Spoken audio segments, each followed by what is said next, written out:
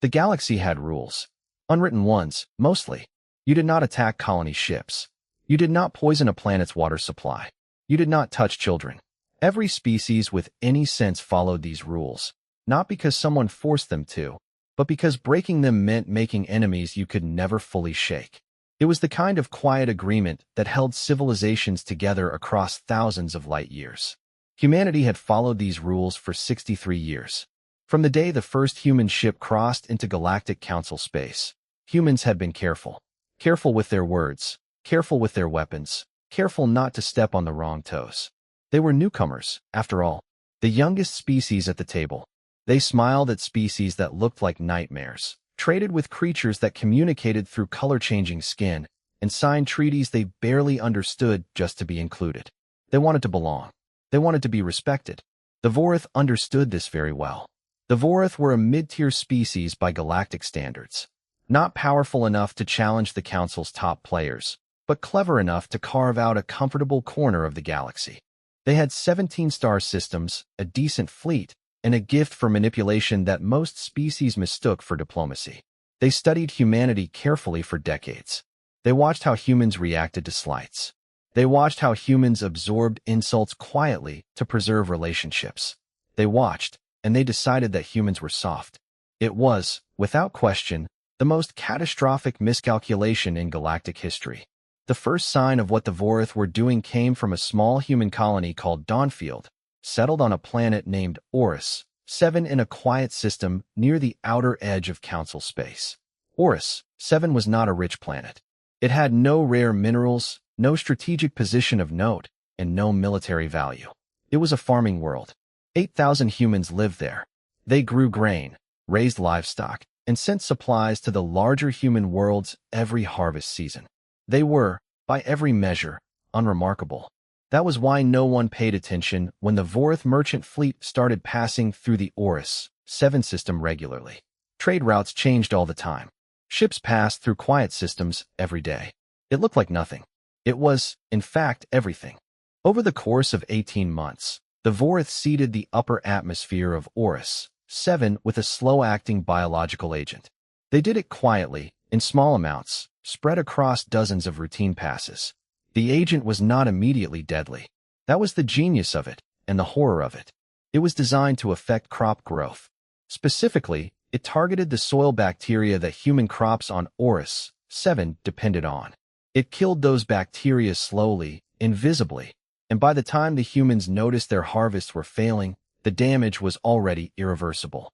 The colony started dying in the 3rd year. Not from violence. From starvation. Slowly, quietly, in a way that could be blamed on bad luck or bad weather or a dozen other things. Children got thin. Elderly people died first. The colony sent requests for aid to the wider human government, but supply lines to the outer colonies were long and bureaucracy was slow. By the time the scale of the crisis was understood, 2,000 people were dead. The investigation that followed was handled by a human xenobiologist named Dr. Yara Osei. She was not a soldier or a politician. She was a scientist who had spent 15 years studying alien microbiology. She went to Orus 7 because the pattern of crop failure was wrong. Natural bacterial die-offs didn't look like this. They spread messily, unevenly. This was too precise, too uniform.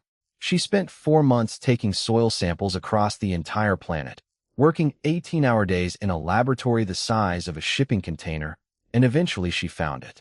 A synthetic marker. Something that did not exist in nature. Something that had been designed. She cross-referenced the marker's chemical signature against the Galactic Biological Database. It took the computer 6 hours. When the result came back, she sat very still for a long time. Then she filed her report. The marker matched a class of biological agents patented by Vorath Biochemical Research Corporations, the same class used in their agricultural sector. The Vorath had done this. They had chosen a small, quiet, defenseless farming colony. They had killed 2,000 people through engineered starvation. And they had done it so carefully, so slowly, that they clearly expected no one would ever prove it. When Dr. Osei's report reached the human interstellar government on Earth, it was initially handled by diplomats. This was normal. When species had grievances, you took them to the council. You filed complaints. You negotiated. You sought compensation and assurances and formal apologies. The diplomatic corps began preparing their case. They assembled the evidence. They requested a council hearing. The Vorith, when informed of the hearing request, did something remarkable. They laughed. Not privately, not quietly. Their ambassador to the council publicly dismissed the claim as a transparent attempt by an immature species to extract resources through false accusations.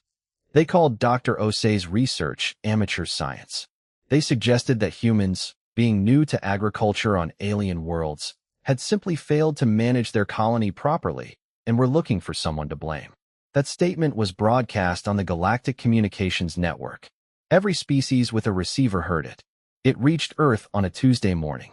Senior diplomat Hanamori was the first government official to review the broadcast.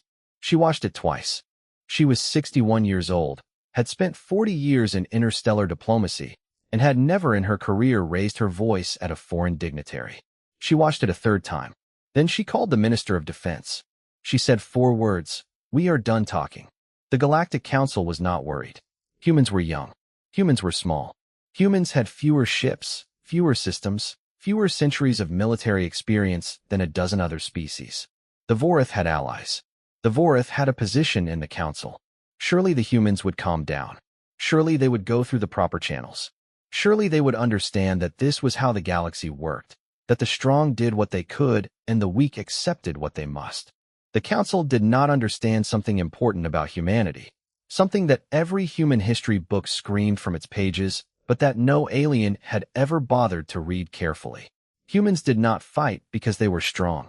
Humans fought when they were furious. And when a human civilization of 12 billion people, spread across 41 star systems, with 3 centuries of industrial warfare behind them, became furious together, at the same target, at the same moment, the word strong stopped meaning what it used to mean. The Vorith had killed children. They had done it slowly, from a distance, with plausible deniability, because they thought humans were soft enough to accept it. They had made the anger personal. They had made it universal. And they had insulted the scientist who proved it on the galactic stage, in front of every species watching. They had not made an enemy. They had made a consensus. On every human world, across every time zone and culture and political faction, the reaction was the same. Not panic, not grief, though there was grief.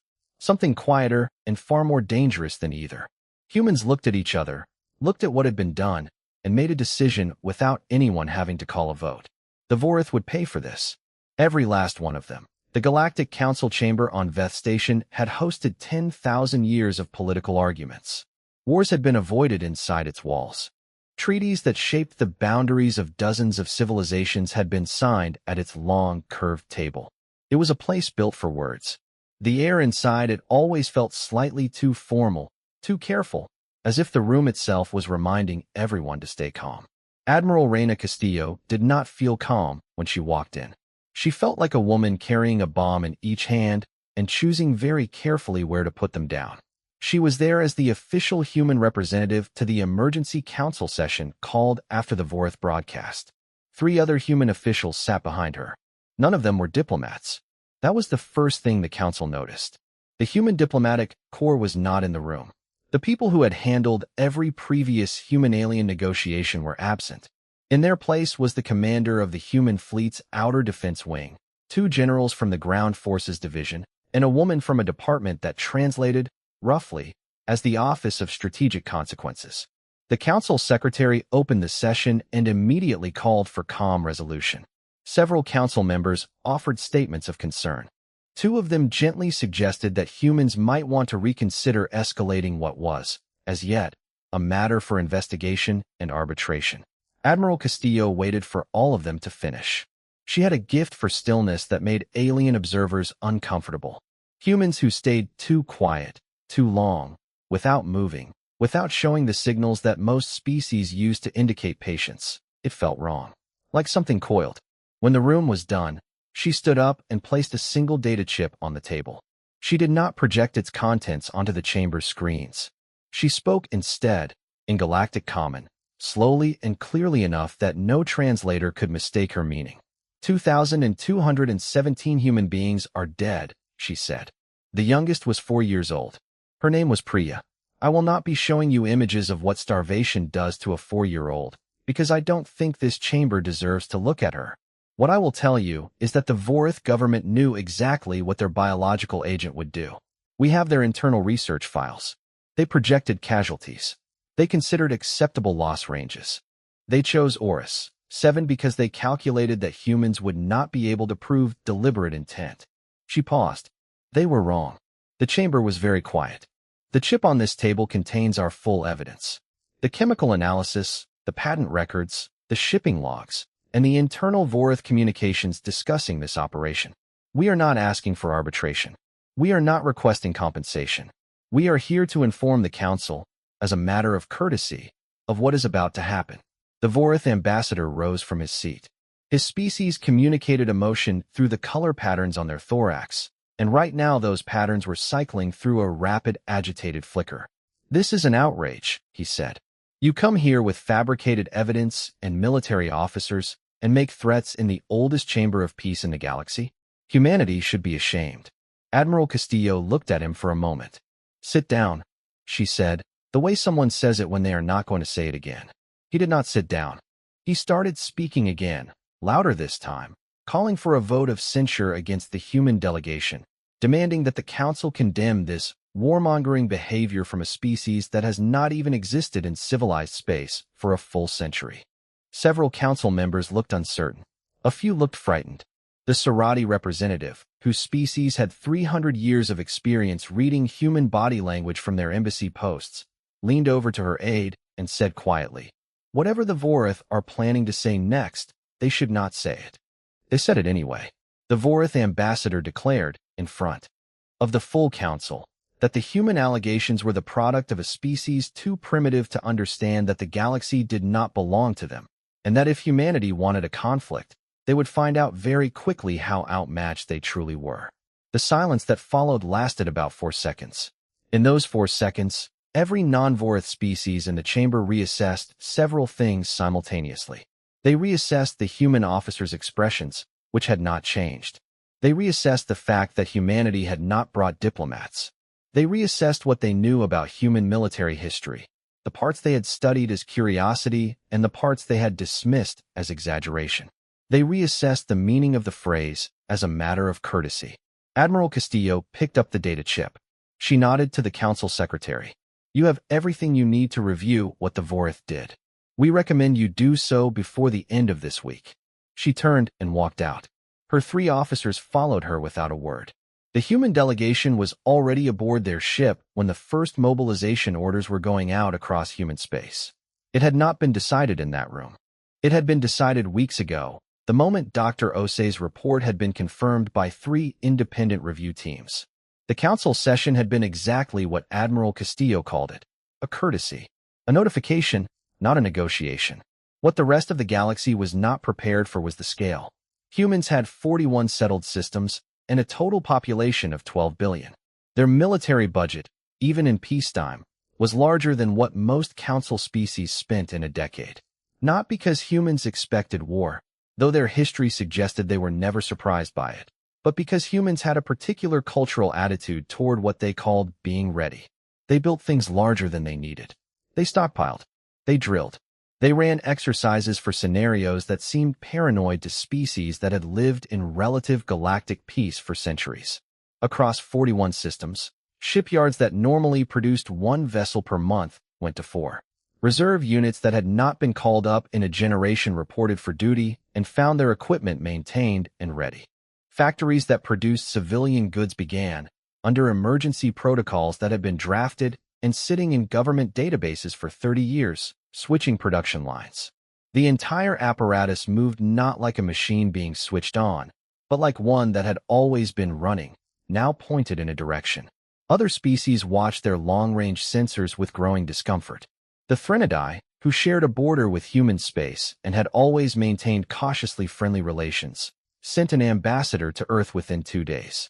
Their ambassador, a tall insectoid being named Cluster of Reeds, met with the human Minister of External Affairs and asked one question. How far does this go? The minister looked at her for a long moment. Until it's done, she said.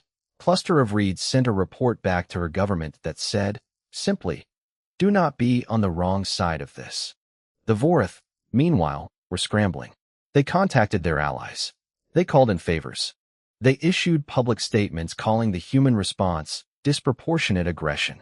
They tried to paint themselves as the victims of a larger species bullying a smaller one, which might have worked if the evidence on that data chip had not been spreading across every galactic news network for 6 days straight. The internal Vorith communications were particularly damaging. One message, sent between two Vorith ministers during the planning phase, referred to the human colonists on Oris 7 as a manageable test sample. Every species that read that phrase went very quiet, because every species understood what it meant. Every species that had a colony, a frontier settlement, a small group of their people living somewhere far from home, they understood. The Vorith had not just killed humans. They had demonstrated a method, a patient, deniable, calculated method for eliminating populations you found inconvenient. And if it had worked on humans, who would have been next? The galactic mood shifted in a way the Vorith had not anticipated and could not reverse. Species that had no particular love for humanity and no particular hatred for the Vorith began quietly declining to answer their calls. Trade routes through Vorith space started seeing unexpected delays. The Vorith ambassador to the council found that fewer and fewer colleagues were willing to be seen sharing a meal with him. Isolation, in the galaxy, was nearly as dangerous as war. The human fleet crossed into neutral space 7 weeks after the council session. They did not rush. They moved in formation, steady and deliberate. 43 warships in the vanguard, with supply lines behind them that could sustain a campaign for 18 months. They sent a single communication ahead of them, addressed to the Vorith government, and it was the shortest formal military communication in human diplomatic history. It said, "We are coming. This is not a negotiation." The Vorith hegemony had 17 star systems. Their military was not small. They had been in wars before, border skirmishes, mostly, and one serious conflict with a neighboring species about 40 years ago that they had won decisively. Their fleet commanders had real experience. Their ships were well maintained, and their crews were trained. They looked at what was coming toward them from human space and made their calculations. The calculations told them that this was survivable, that humans had 43 warships in the vanguard, but the Vorith could mass 61 at their primary defense point, that humans had extended supply lines and the Vorith had home system advantages. That wars of this type, historically, tended toward negotiated settlements once both sides had demonstrated their capability. That humanity, young and inexperienced in galactic warfare, would probably push hard, take some losses, and then come back to the table. The calculations were not wrong, exactly. They were simply based on assumptions that did not apply to this situation. The first assumption was that humans were fighting to demonstrate capability. The second was that there would be a table to come back to. The opening engagement happened at the edge of the Vorith's fourth system, near a gas giant their charts called Rindaveth. The Vorith fleet positioned themselves in a defensive formation that would have been excellent against almost any conventional attack. A layered arc with overlapping firing solutions, and a retreat route along the gravity well's edge. Their admiral, a veteran named High Commander Sereth, had used this formation before. It had worked before. What he was not prepared for was the way humans fought when they were angry. Human naval doctrine, developed across 3 centuries and multiple wars on and around Earth before they ever left the solar system, had a principle that translated roughly into galactic common as violence of action. The idea was simple. Once you commit completely. You do not probe. You do not test. You come in at full force, faster than the enemy expects, and you keep going until the target no longer exists. The psychological effect was as important as the physical one. An enemy who is shocked, who is reacting rather than acting, who cannot understand why you are still pushing when logic says you should have stopped, that enemy makes mistakes. The 43 human ships came in at full combat speed. Not in a formation designed for defense or flexibility. In a wedge, aimed directly at the center of Sereth's arc. Vorith fire control systems registered the attack pattern and flagged it as tactically unsound. No experienced commander would strike the strongest point of a defensive line head-on. Sereth ordered his flanks to hold, expecting the humans to veer off and try to find a softer approach. They did not veer off. They hit the center of the arc so hard and so fast that the Vorith fleet's coordination broke in the first 4 minutes. 2 Vorith cruisers were destroyed before their captains had processed that the engagement had actually started. 3 more were disabled when the human ships pushed through the line. Through it, not around it, and began firing into the Vorith formation from inside their own defensive arc, a position that Vorith targeting protocols had not been programmed to deal with because it should not have been physically survivable to reach. The human ships took hits. Several took serious damage. One was lost. The crew of that ship, according to the communications recovered later, used their last functional systems to fire everything they had left at the nearest Vorith vessel before they went dark. The Vorith vessel did not survive. Sareth ordered a fighting withdrawal. His remaining ships performed it with discipline, pulling back toward the inner system in good order. He sent a message to the Hegemony's War Council that said the humans fought differently than projected and that he was requesting additional forces. He was told that reinforcements from the 7th and 12th systems were being redirected to him and would arrive in 6 days. The humans did not wait 6 days. They followed the withdrawal at full speed, harassing the rear of Sareth's fleet and preventing any stable defensive regrouping. They had taken damage. By any rational assessment of the battle so far, a smart enemy would pause, resupply, repair, consolidate their gains. Human logistics officers on the flagship were, in fact, flagging the need to slow down and stabilize. Admiral Castillo read their reports. She approved continued pursuit, because she understood something about momentum that the Vorith War Council did not. If the Vorith fleet was allowed to rest and regroup and receive reinforcements, the war became long. A long war meant more human lives lost, more human families destroyed, more small colonies like Oris, 7 left vulnerable while the fleet was engaged elsewhere. She was not going to give the Vorith the gift of time. They had not given Priya, aged 4, the gift of time. On the ground, or rather, in the populated stations and habitats of Vorith space, something else was happening. The non-Vorith populations in the Hegemony's systems were watching what was unfolding. The Vorith hegemony, like most mid-tier galactic powers, had client species, smaller alien groups who lived under Vorith economic and political control, not always happily. These species had been watching the news networks. They had read the evidence of what happened on Oris 7. Several of them quietly contacted human diplomatic channels and asked very careful questions about what humanity's intentions were toward non-Vorith populations in the contested systems. The human response was sent directly from Admiral Castillo's flagship. It was brief and unambiguous. We are not here for you. We will not harm civilians of any species. If you remain in place and do not take up arms in defense of the Vorith military, you will not be touched. If you are being held against your will, tell us where you are. 14 separate populations sent their locations. This created a complication for the Vorith War Council that they had not modeled. Their defensive planning assumed that their client populations would at minimum remain neutral and at best provide labor and resources to the war effort. Instead, those populations were sharing logistical data with the humans, flagging Vorith military installations, and in 3 cases actively refusing to continue working at facilities that supported the hegemony fleet. The Vorith found themselves fighting a war on the outside, while their internal support structure quietly collapsed. High Commander Sareth, in his private journal, recovered much later, wrote an entry during the 3rd week of the campaign that would be cited in military history texts for generations. We studied humanity for decades, and we found every fact about them except the one that mattered most. They do not fight to win. They fight until there is nothing left to fight. We treated their patience for 63 years as proof of weakness. It was not weakness. It was restraint, and we removed the reason for it. By the end of the 4th week, 3 of the Vorith's 17 systems had been cut off from the rest of the hegemony. Human forces controlled the key transit routes between them.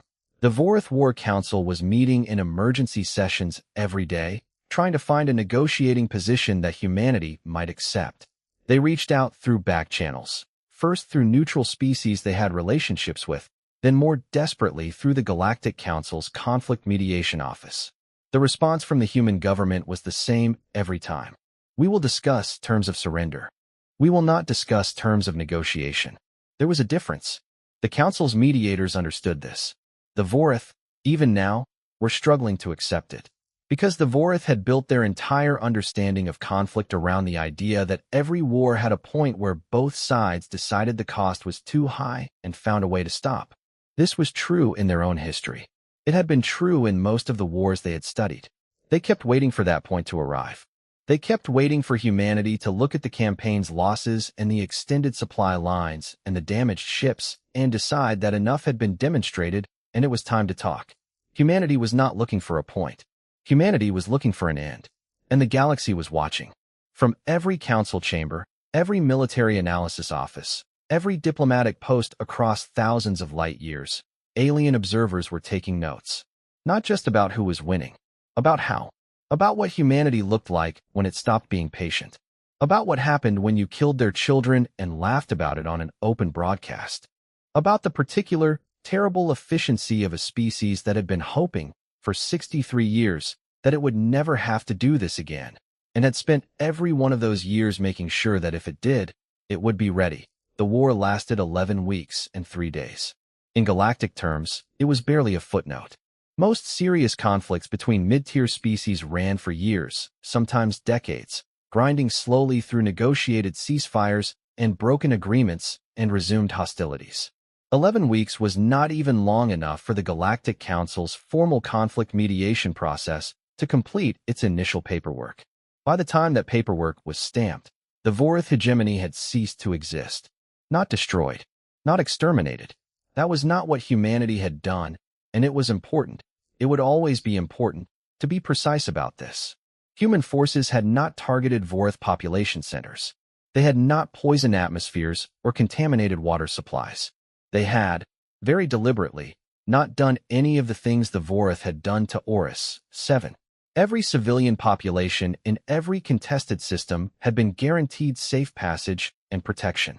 The 14 client species that had cooperated with human forces had been formally freed from hegemony economic contracts and given temporary human sponsorship in the Council until they could establish independent standing.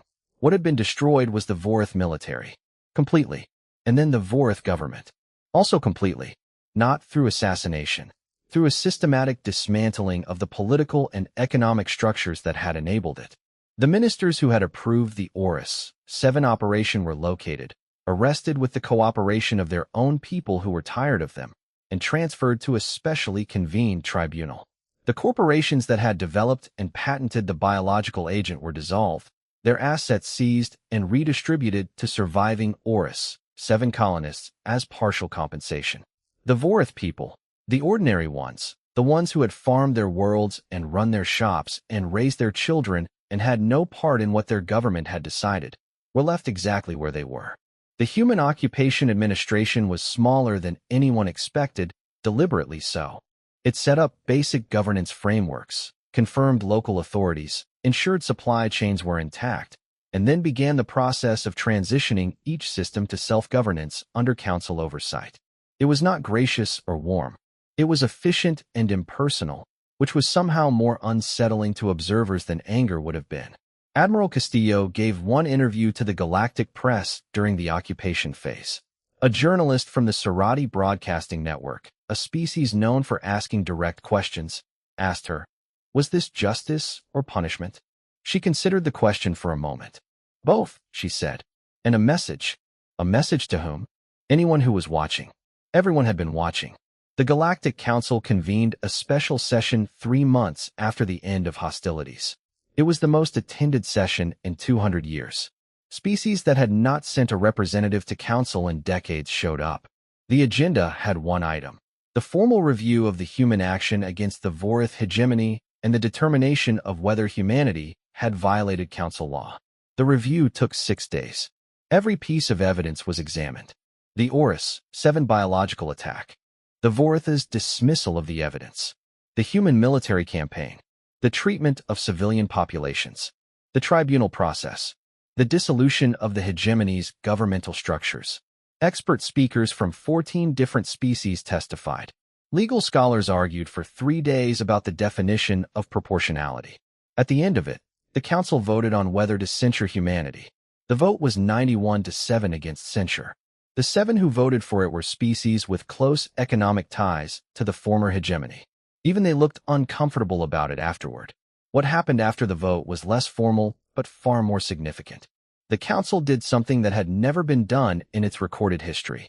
On a motion brought by the Cerati, the Threnodidae, and 4 other species, the council passed a resolution formally designating the Orus 7 operation as a war crime of the highest classification. The resolution included the full evidence record.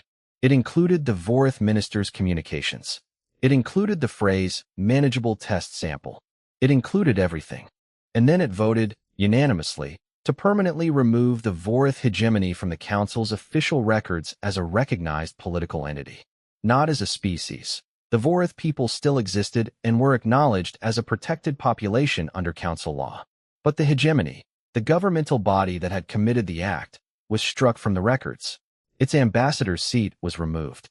Its treaties were voided or transferred to the successor administrations.